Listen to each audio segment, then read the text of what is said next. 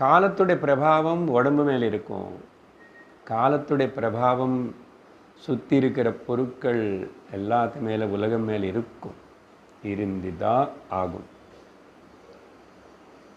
அப்போது எது சிலதெல்லாம் பிரகிருதி நியமங்களுக்கு கட்டுப்பட்டு அப்படி நடந்து கொண்டிருக்கிறதோ அது அப்படி நடக்கட்டும். அதை பற்றி நீ அதிமுக்கியம் கொடுக்காத கவனத்தை அங்கே போடாத. ஒரே ஒரு பாயிண்ட் தான், கவனம் எங்கே இருக்கேன்னு கவனி. யாருக்கு கஷ்டம் கவனி, யாருக்கு சுகம் வேணும் கவனி, யாருக்கு ஆசை வருது கவனி, யார் ராகப்படுறா, துவேஷப்படுறா, மோகப்படுறா கவனி. யார் அது?